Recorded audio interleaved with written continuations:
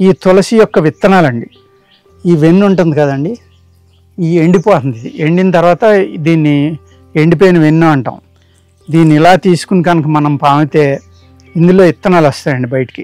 ఈ విత్తనాలను మీరు కలెక్ట్ చేసుకుని ఎవరికైతే సంతానం లేదో, లేడీస్లో ఉన్న అనేక రకాల గైనిక్ ప్రాబ్లమ్స్ ఉంటాయి కదండి, వాటికి చాలా అద్భుతంగా ఈ గింజలు అనేవి పనిచేస్తాయి.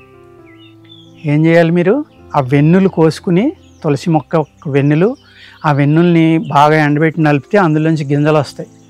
ఆ గింజల్ని మీరు సన్నటి చూర్ణం చేసుకుని ఆవు పాలలో కలుపుకుని, ఏ రోజైతే మీరు స్నానం చేస్తారో, 4వ రోజు అయితే 4వ రోజు, 6వ రోజు అయితే 6వ రోజు, 5వ రోజు అయితే 5వ రోజు, ఆ స్నానం చేసిన రోజు నుంచి 10 రోజులు తినాలండి. ప్రతి మెన్సెస్కి మీరు అలా తినాలి.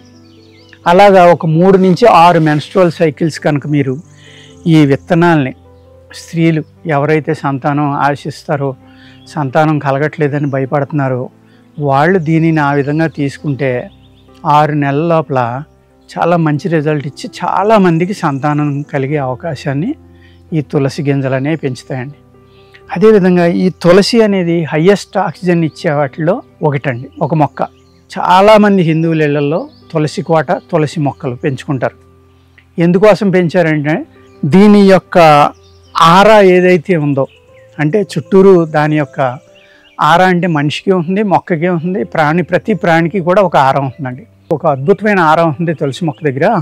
ఆ ఆరా ప్లస్ దాని యొక్క స్మెల్కి బ్యాడ్, అంటే ఏ అయితే మనం భగవంతుడు ఉన్నాడో అదేవిధంగా బ్యాడ్ ఇవి కూడా ఉంటాయని, అంటే ఈవిల్ స్పిరిట్స్ అంటాం కదా మనం, చెడు ప్రభావం కలిగించే దెయ్యాలనండి, ఇంకోటి అనండి, రకరకాలుగా పిలుచుకుంటాం మనం, గాలని అదని ఇదని.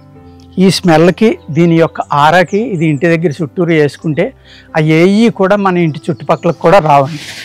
అదేవిధంగా అనేక రకాల అంటువ్యాధుల నుంచి మనల్ని కాపాడటానికి ఈ తులసి యొక్క వాసన అనేది మనకి చాలా బాగా పనిచేస్తుందండి. ఈ విధంగా మనం తులసి యొక్క మొక్కని పవిత్రతే కాకుండా, అంటే భగవంతుని యొక్క ప్రతిరూపంగా, లక్ష్మీదేవి యొక్క ప్రతిరూపంగా మనం కొలిసి పూజ చేయడమే కాకుండా అనేక రకాలైన ఆరోగ్యంగా మనకి ఉపయోగపడుతుంది. కాబట్టి దానికి ఒక పవిత్రత కల్పించి మన పూర్వీకులు అందరూ కూడా దాన్ని ప్రతి ఇంట్లోనే వేసుకుని, దాని యొక్క ఏదైతే ఆరా ఉందో, దాని యొక్క శక్తి ఉందో, దాని యొక్క ప్రభావం ఉందో, దానివలన మానవాళికి ఎన్నో రకాలైన ఉపయోగాలు కలగాలనే దాన్ని ఒక పవిత్ర వృక్షంగా చూపించండి మనకి. దాన్ని ప్రతి ఇంట్లో వేసేలాగా మన పూర్వీకులు ప్రయత్నించారు, మనకి ఇచ్చారు కూడా దాన్ని ఒక మహత్తరమైన సంపదగా. ఓకేనండి. అంచేత అందరూ కూడా తులసి మొక్క గురించి జాగ్రత్తగా రాసుకోండి. చక్కని 2 చిట్కాలు చెప్పాను, అవి మీరు ఆచరించి చూసుకోండి. 90% ఫలితాలు ఉంటాయి. 100% ఏది రాదండి. ఎందుకు అంటే వాడడంలో తేడా అయి ఉండొచ్చు, మనం కలెక్ట్ చేసిన మూలికి తేడా ఉండొచ్చు, లేకపోతే మనం కలెక్ట్ చేసిన ఒక మంచి ముహూర్తం కాకపోయి ఉండొచ్చు. అందుకనే అన్నీ కూడా ఆదివారం కలెక్ట్ చేసుకోమని చెప్పేది. ఎందుకంటే ఆదివారం నాడు ప్రతి మూలికలోని చాలా అత్యధికంగా శక్తులు ఉంటాయి కాబట్టి, అంటే మెడిసినల్ పవర్స్, ఆ రోజున కలెక్ట్ చేసుకోమని నేను చెప్తానండి. ఏదైతే మన పూర్వీకులు గ్రంథాల్లో రాశారో అయ్యే నేను చెప్తున్నా. అనేక గ్రంథాల్లో తీసుకుని నేను మీకు చెప్తున్నా. మీరు కూడా ఈ గ్రంథాలు, అనేక గ్రంథాలు కనుక స్టడీ చేస్తే నేను చెప్పి చాలా ఈజీగా మీకు అర్థమవుతుంది. మీరు ఇంట్లోనే అనేక రకాలుగా ఈ మొక్కలను కానీ వీటిని కానీ వాడుకుని చిన్న చిన్న ప్రాబ్లమ్స్కి హాస్పిటల్కి వెళ్ళకుండా మనం హ్యాపీగా ఉండొచ్చండి ఇంట్లో. ఓకేనండి. నమస్కారం.